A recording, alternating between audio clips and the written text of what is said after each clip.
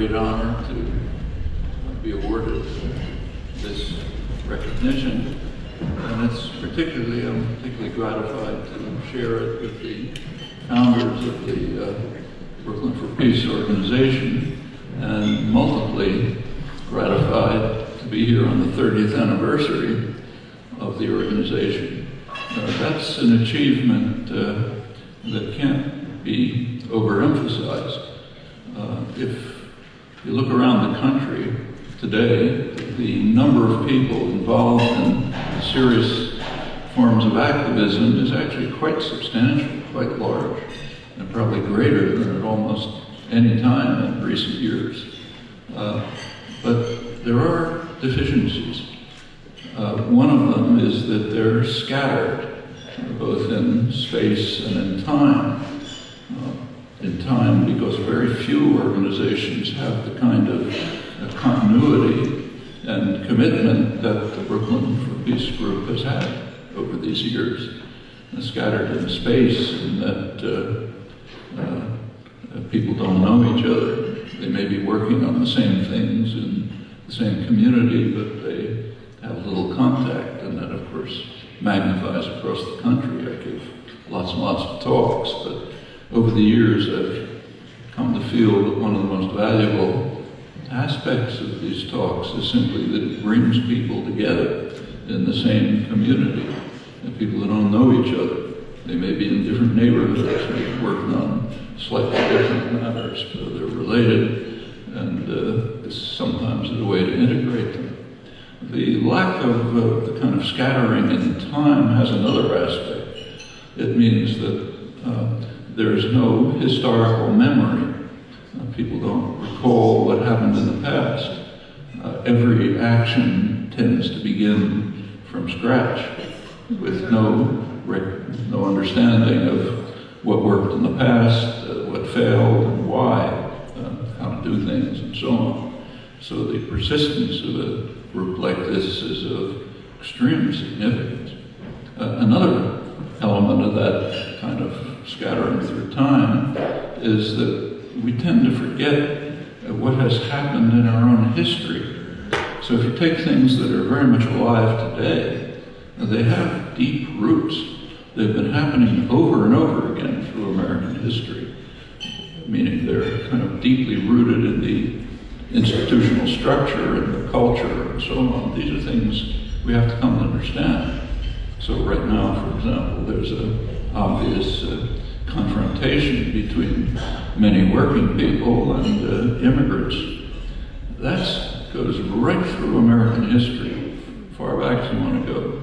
Every group of immigrants that came in, when they became more or less established, resented and feared those who were replacing them. Go back to, say, New England or Boston in the late 19th century. The Irish were regarded as almost like African Americans. You could read signs in restaurants saying, "No dogs in Irish." Some of the things that happened are pretty grotesque.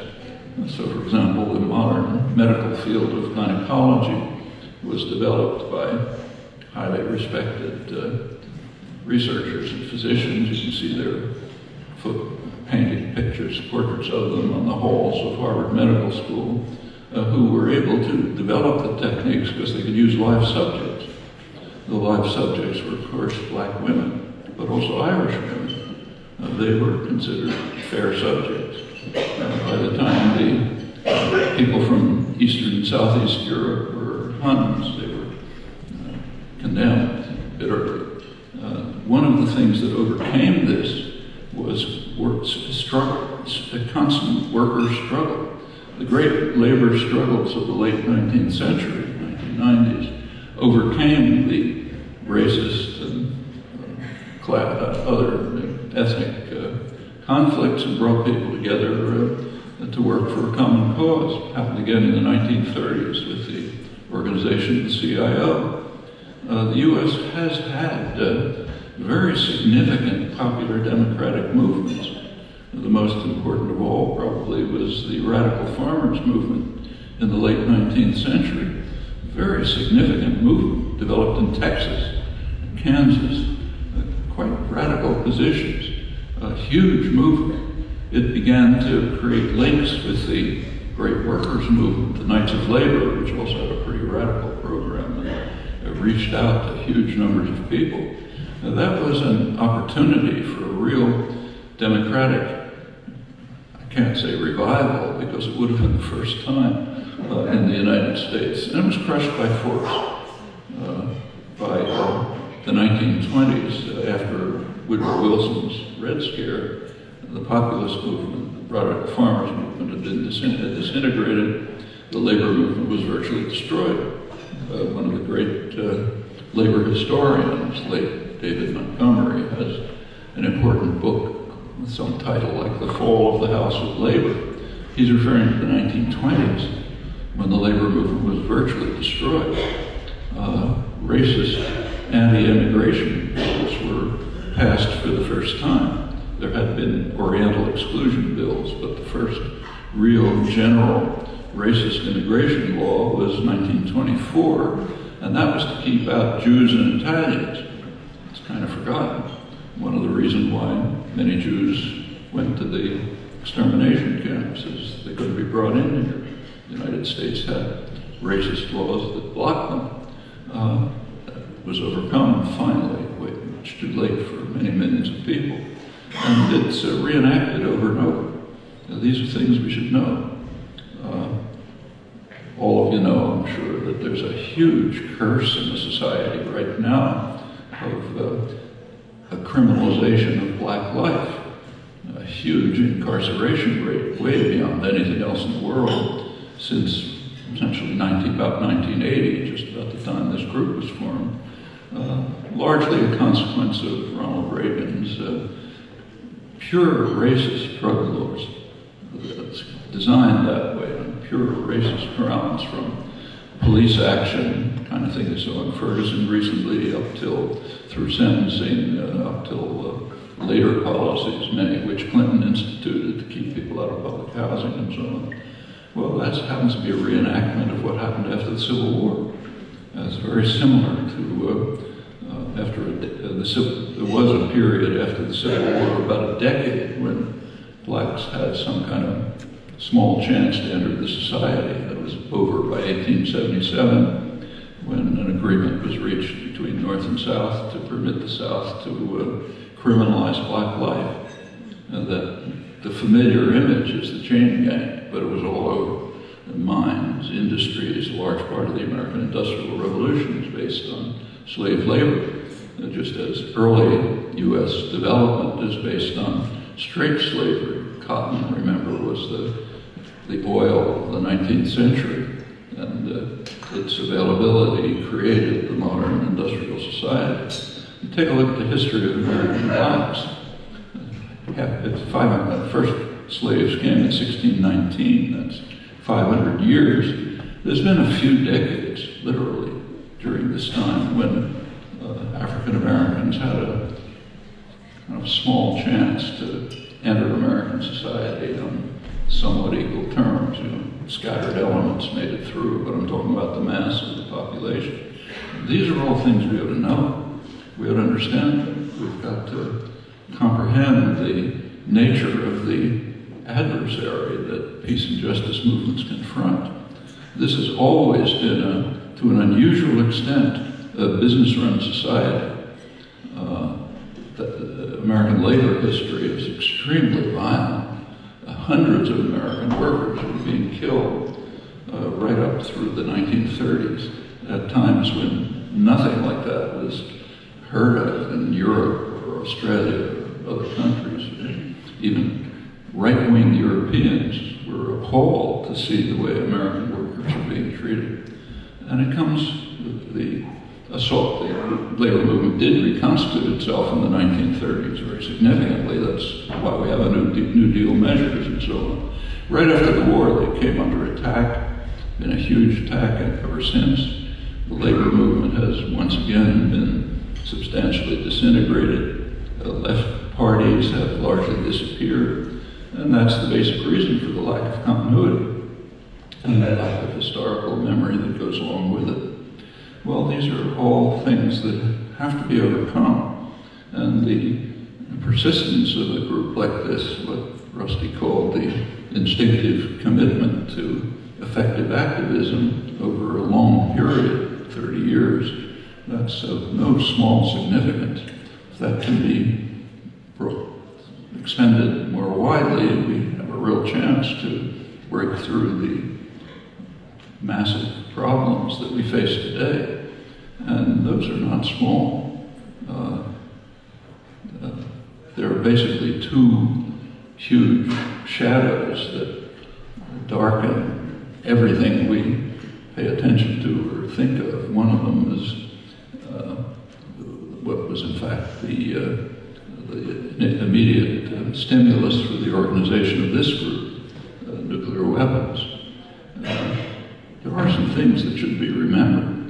In 1983, when this group was formed, was one of those all too many moments when we came very close to total destruction through nuclear weapons. The facts should be known. They're not very well known.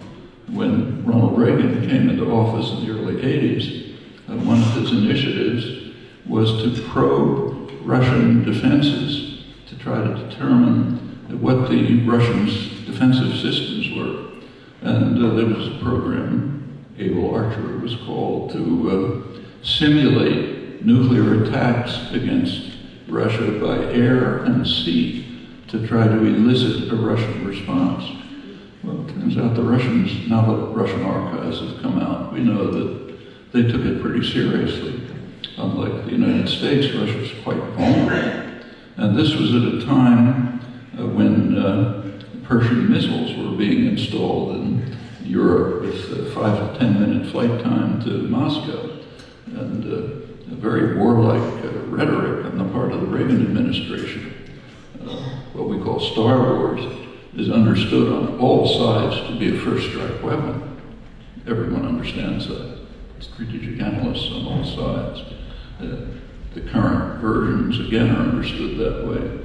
Right in the midst of this period, we learned about a year ago, Russian automated response systems detected an incoming US missile attack.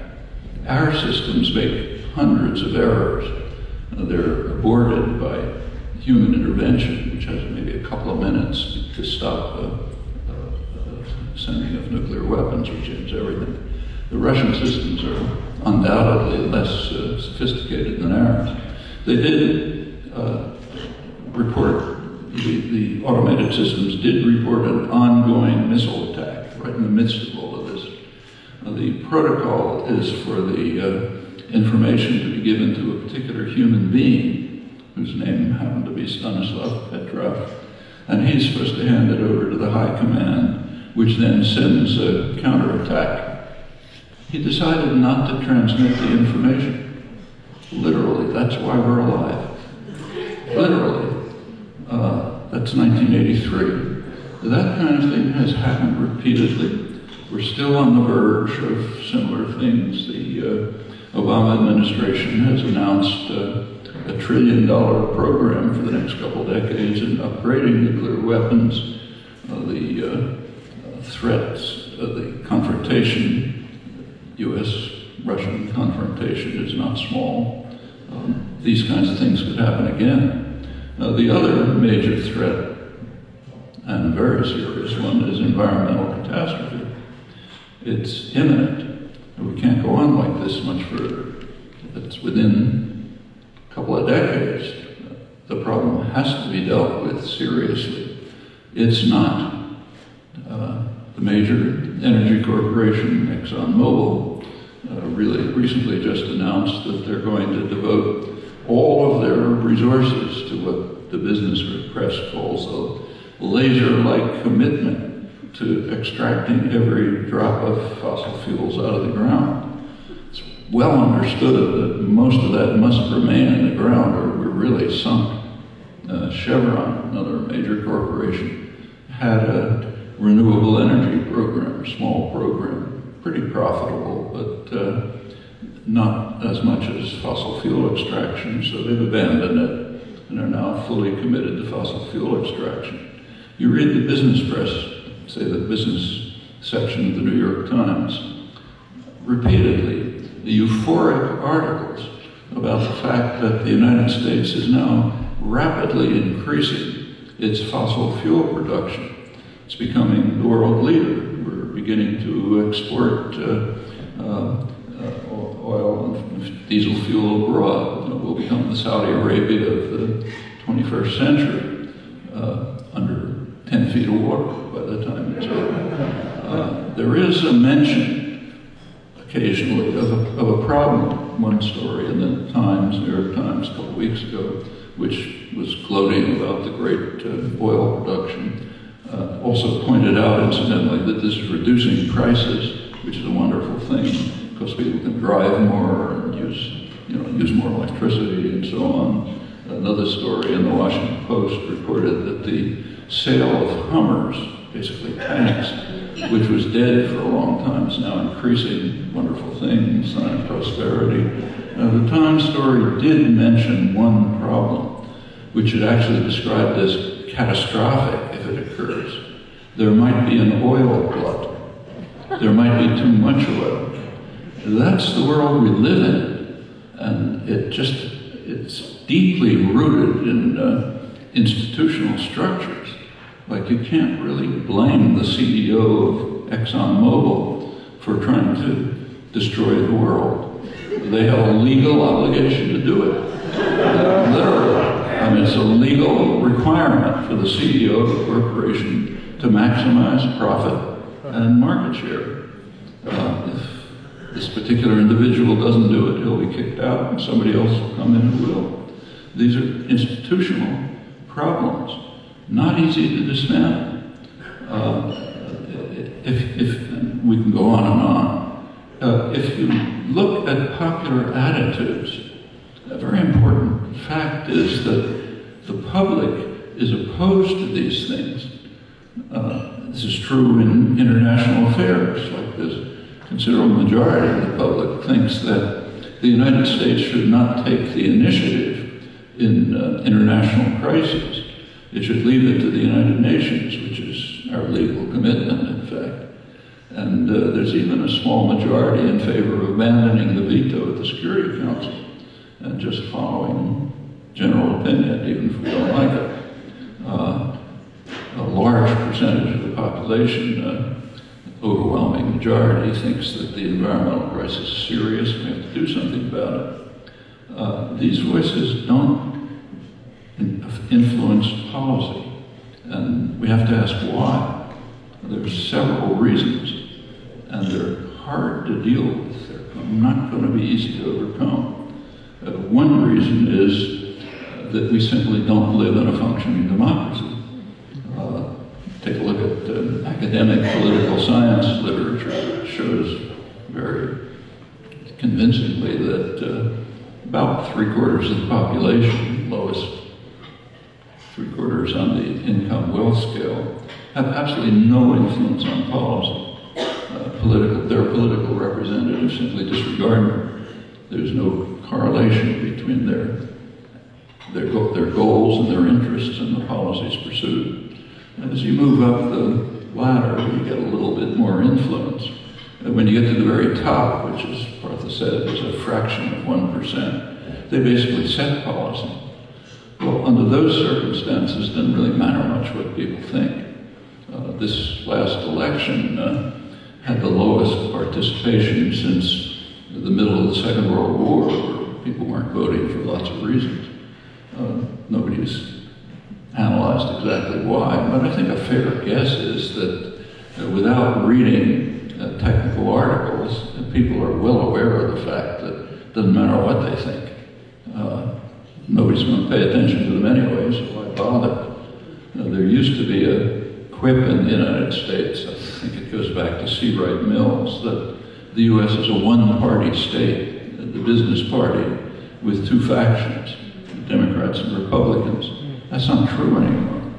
It's still a one-party state, but there's only one faction, and it's not Democrats. It's moderate Republicans. That's the so-called Democratic Party. Republican Party has simply drifted off the spectrum. It's one of the leading conservative commentators, most respected commentators, Norman Ornstein of the American Enterprise Institute, describes today's Republican Party as a radical insurgency, which has abandoned parliamentary politics and is very successful at it. The attack on Obama, which is pretty interesting. I mean, it's kind of painful to watch, but it's interesting from a historical point of view. A lot of it's infected by racism, undoubtedly. It's a very racist society. But a lot of it followed a very successful strategy, which was announced right away. Strategy was ruin the country and hope that it'll be blamed on the guy in the White House, tinged by racist elements which are always there. It worked, partly because the Democrats offered nothing in response. They offered nothing to the poor and working people. This organization was founded in 1983-84. That's right at the kind of onset of the general neoliberal assault on the population, which has had very harsh effects here and everywhere else where it's been applied. You take a look at, say, the real wages of male workers. For the majority, it's about like the 1960s. Productivity has increased sharply, but the results are, the outcome is not going to the people who are working. It's going to a tiny fraction of the population who are basically predators.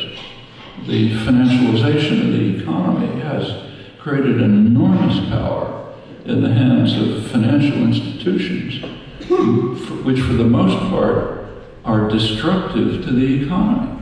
One of the leading financial economists, Martin Wolf, Financial Times, pretty conservative guy, describes contemporary financial institutions as like the larva of a spider wasp, which eats away at the host being the productive economy.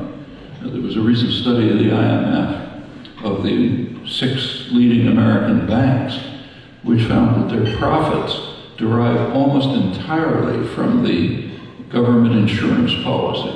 It's not just the bailouts, it's a small part of it. Cheap credit, high credit ratings, all sorts of things. The business press estimates that gift that you're giving to the banks at about $83 billion a year. They're destroying the predatory institutions supported by the public by all sorts of ways, have enormous political power, and are very destructive of the economy and this social system. So why aren't people doing something? Well, for one thing, their votes don't matter, and they know it. But there's another reason, which is just as hard to deal with, I think. The United States, throughout its history, has been a very frightened society, unusually so. It goes right back to colonial times.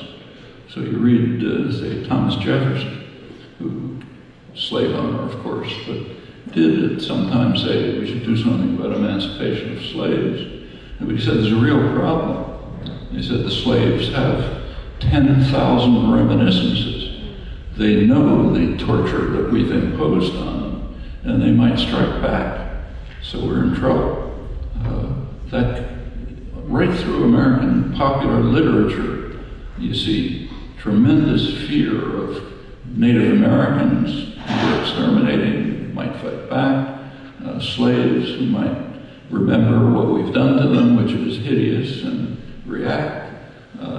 Late 19th century Chinese workers, you think they're building laundries, but they're really planning to wipe us out, right up to the present. And it works in the most astonishing ways. Like take Grenada, which right at the time when this organization was formed, Reagan decided to invade a great powerhouse, the nutmeg capital of the world. People didn't laugh. All he had to do was say, there's a the Cubans are building an air base, commercial air base, it turned out, and maybe the Russians might use it to attack us. So therefore, 6,000 American special forces had to invade Grenada, receive 8,000 medals of honor for their achievement, overwhelm a couple of dozen Cuban construction workers. The Reagan administration rejected, pretended it didn't hear Cuban offers to settle it beforehand. Turned out to be, of course, a commercial airline, but it worked. A couple of years later, 1985, Reagan declared a national emergency in the United States because of the threat to our national security posed by the government of Nicaragua. Those of you who are old enough will recall that he made a speech warning that the Nicaraguan army is only 2 days' march from Harlingen, Texas. But the important thing is that people don't laugh, and it comes right to the present. Take the Ebola scare. 3 Americans were infected, and it's perfectly well known how to handle the Ebola crisis. It's not a serious one for a society that had any kind of a functioning health system. Countries like Mali and Sudan and the Democratic Republic of Congo, they were able to handle it without hysteria. Here you have mass hysteria. These things are not insignificant.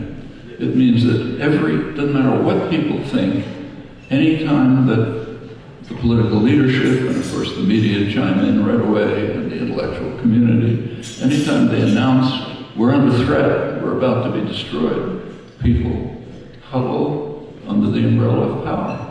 Doesn't matter what they think. That's a part of the reason for the gun culture. There are just lots of people in the country who think if I don't bring my gun into church, maybe they'll come after me, whoever they are. That's not a joke. And to overcome these things requires a major cultural change, a kind of spiritual revival, you might call it. Not a small task. All of these things, the lack of democratic institutions, the fact that we actually live in a plutocracy, the culture, the lack of historical memory, the failure to understand the nature of the adversary that we're confronting. These are hard tasks. You can think of ways in which they can be overcome, and they better be overcome, and pretty fast, or we're in deep trouble. Sure, yeah. The question was, what is your assessment of Occupy Wall Street? Well, I think the Occupy movement was an extremely important one, and it had the usual properties of American activist movements. Started with zero background, out of nowhere, just appealing to the mass sentiment that people have. No historical memory, no continuity, no institutional structure. In fact, it wasn't a movement, it was a tactic. Occupy is a tactic. It turned out to be a very good tactic. I mean, if somebody had asked me, is it worthwhile sitting in on Zuccotti Park, I'd say you're crazy. But it worked. And it immediately lit a spark all over the country, all over the world. And then I talked at Occupy demonstrations in Sydney, Australia, in London, all over. It did light a spark. It is a tactic. You can't sit in a place for very long. For one thing, people get annoyed. For another thing, you're under a foot of snow pretty soon, and you just can't repeat the same tactic over and over. It has to reach out to communities, to other actions, to integrate with other groups, and that's hard in the United States for the reasons I mentioned, because of the scattering of initiatives, the separation of people from one another. So the failure of Occupy is our problem. We have not created the structure that would have picked up that initiative and the excitement that grew out of it and turn it into an ongoing movement. And that's going to happen over and over.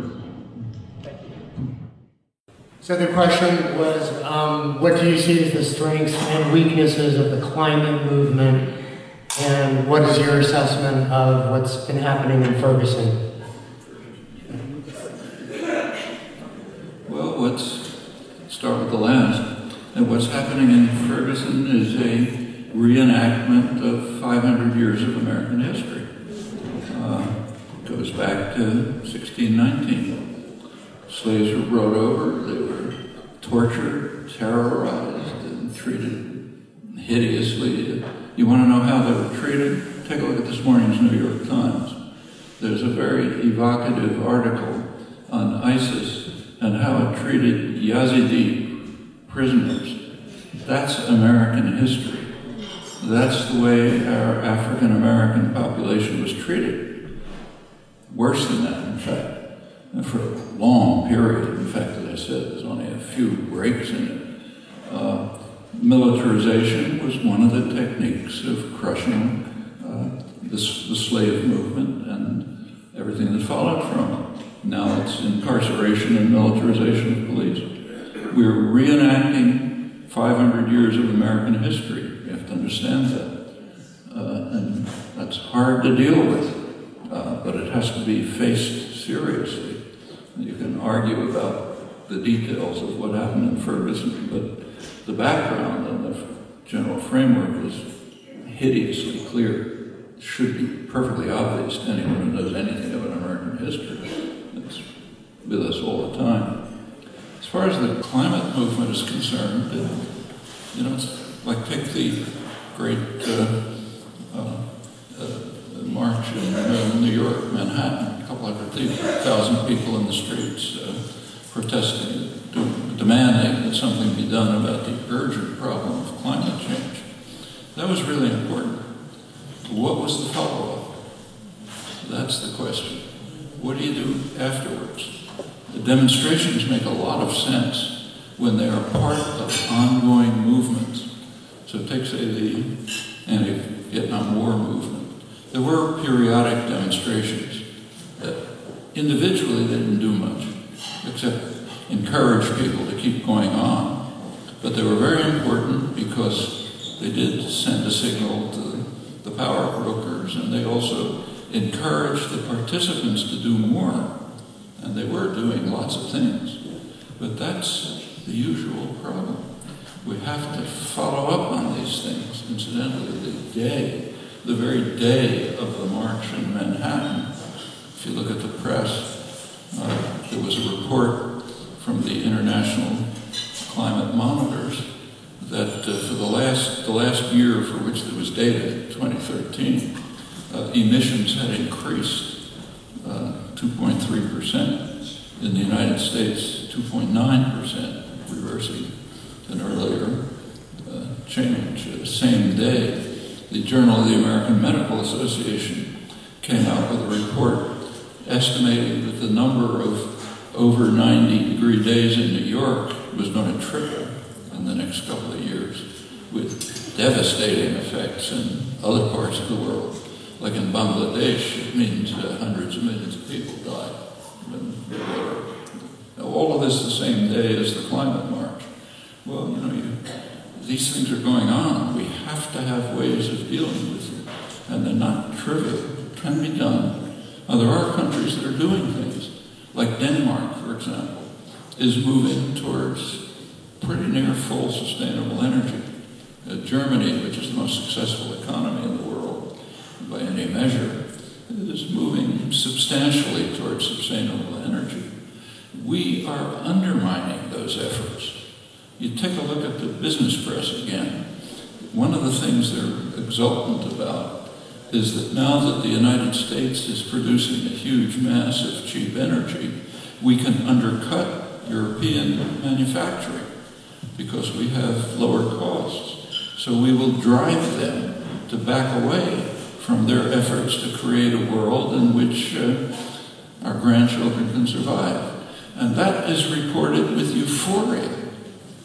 Right here, New York Times offices. These are serious civilizational and cultural problems which we've got to deal with. Yeah, Yeah, I think I would say the question was what sorts of educational suggestions, guidelines would you offer for the younger generation coming up in light of the issues that we face, particularly climate? Well, first of all, it's important to learn what's happening and to help others understand what's happening. And it's important to understand the impediments to doing anything. Just take a look at last week's election. Who is going to head the Senate Committee on the Environment? James Inhofe, one of the leading deniers that anything's happening. Incidentally, who's going to head the Senate Armed Services Committee? These are influential committees. Bomber McCain, whose solution to anything is bomb war. These are serious problems. And these moves are being made in opposition to the attitudes of the population, including the attitudes of the people who are voting for them. That's a major educational problem. I don't know if education is the right word. As I said, it means cultural and civilizational change. That's something that people have to work on. Things like that don't happen by themselves. There can be successes.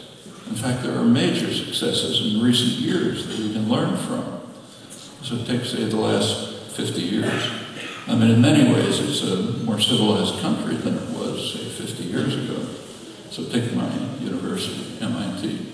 You walk down the halls of MIT when I got there in the 1950s, white males, well-dressed, jackets and ties, deferential, quiet, doing what they're supposed to do. Walk down the halls today, half women, third minorities, informal dress, which means informal relationships, lots of activism, signs all over the bulletin boards and so on. These things did not just happen by magic. The achievements of the feminist movement, which are quite significant, came from dedicated activism, starting with small consciousness-raising groups, extending to other things, actions, and so on. It worked substantially, not 100%, of course, a lot of attacks on it, regression, but real achievements, and that's the way everything else has been done too. There just is no other way. It's easy to say, hard to do, but there are no other lessons. The conflict over the Islam shrine is just one of many. There's conflicts over confiscation of land, over settlement, the attack on Gaza, the last one, was the most savage and brutal of the series that have occurred. The next one will be worse. The conflict is not Israel-Palestine. Actually, I wrote a book right around when this organization was founded in 1983 called Fateful Triangle, U.S., Israel, Palestinians. That conflict persists largely because of us. As long as the United States, just take a look at the history. Again, it's kind of mostly suppressed here, but you can find it easily. There is an overwhelming international consensus, includes just about everyone, on at least a short-term resolution of the immediate conflict. That's what's called a two-state settlement. The proposal is for two states on the internationally recognized border, so-called Green Line, with, I'm quoting it now, with guarantees for the security of each state and their right to exist in peace and security within secure and recognized borders. That's virtually the entire world. Actually, I'm quoting from a resolution brought to the Security Council in January 1976 by the three leading Arab states, Egypt, Syria, and Jordan. It was vetoed by the United States. There was another one in 1980, same story. It goes right up to the present, I won't run through it. As long as the United States continues to provide the decisive economic, military, diplomatic support for Israeli actions, and also the ideological support in the way the issues are framed, understood, what's known, what isn't known. As long as this continues, there's no reason to expect Israel to back off from the policies it's pursuing. And you can see exactly what they are. They're not a secret. For the last 20 years, one major Israeli policy backed by the United States has been to separate Gaza from the West Bank. That's in violation of the Oslo Accords signed right at that time, which declared that there are territorial unity. And there's a reason for that. You look at a map, you can figure it out. Gaza offers the only opening to the outside world for any kind of Palestinian entity that might develop. If it's separated from the West Bank, any autonomy in the West Bank is imprisoned. So that's one policy. Gaza is kept under a vicious siege, savage, brutal siege. The savagery is indescribable. Just a couple of days ago, we were just talking about this. A Norwegian doctor, Mons Gilbert, very heroic doctor, who would go, every time there's an attack on Gaza, he and a couple of others go to work in the Al-Shifa hospital, the main hospital. He's a trauma surgeon. And he's done amazing work. And he also describes what's happening. Israel just barred him from going to Gaza. Why? They don't want people to go there and put together the people they're destroying and tell the world about it. But that's one part. And that's going to continue as long as we back it. In the West Bank, what Israel's doing is very clear. It's taking over everything it finds of value. And you can see what it is. Big area around Jerusalem, much bigger than Jerusalem than it was, greater Jerusalem. Corridors going to the east.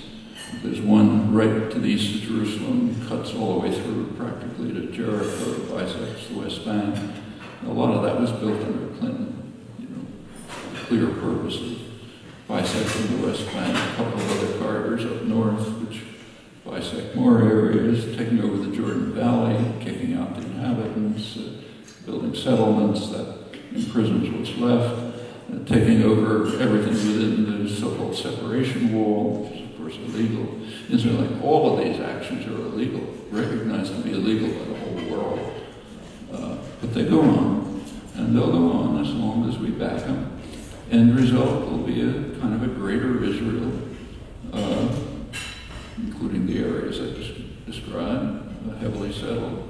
Very few Palestinians that are either being driven out, or going to start with, and a couple of Palestinian cantons left. This is all in accord with the official policy of the governing party, the Likud party.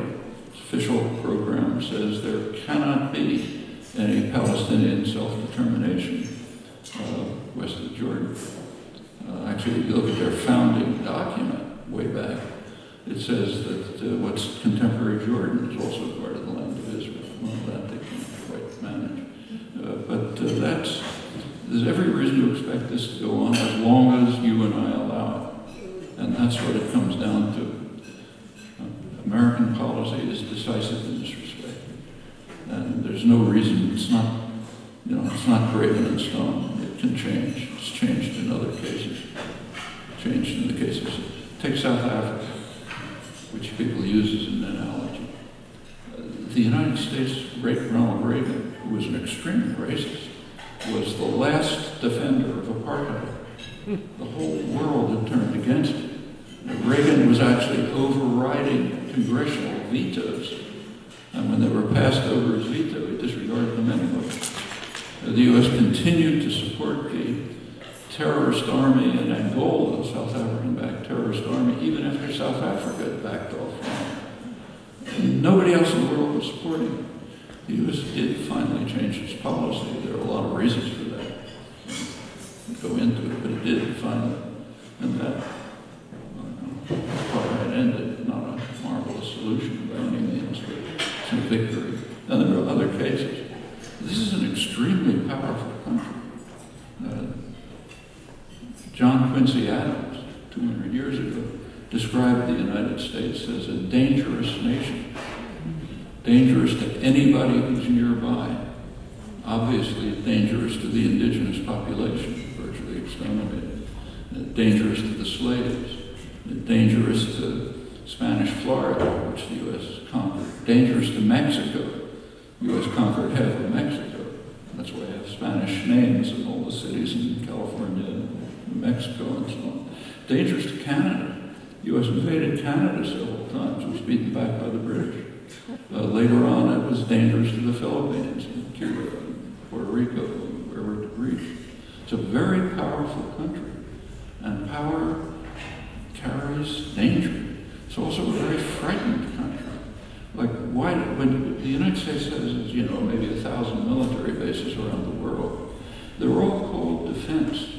And for the American population, I think they're seen that way. We're defending ourselves. We're defending what we own, which is the world. We have the world, we've got to defend it. And if they come after us, we've got to stop them. This is often said straight out. Like, take Lyndon Johnson, he's kind of a man of the people, honest man of the people. He once gave a very interesting speech in Asia, I think it was 1966. He was speaking to American troops. And what he said was, he said, there's 150 million of us and 3 billion of them. And if might means right, they're going to sweep over us and take what we have. So we have to stop them in South Vietnam. That's deeply ingrained in American culture. And that's what the 1,000 bases are for. It's even in American rhetoric. So a major issue in American post-Second World War domestic policy is what's called the loss of China. Who is responsible for the loss of China? And that was the source of McCarthyism. You know, find people who were responsible for the loss of China. And when Kennedy was escalating in Vietnam, part of his concern was he might be blamed for the loss of Indochina, and we can't accept losses. Can I lose your computer? No, I can't. I can lose my computer, I can't lose yours. But it's just assumed that we own everything, so we might lose it, and it's threatened because all of them out there are coming after us. And so we have to have this huge military machine. We have to intervene all over. We have to invade Grenada, Nicaragua, whatever it is. And these things are deeply rooted cultural properties. They go way back in American history. They're hard to dismantle, and there's a huge educational job to do so.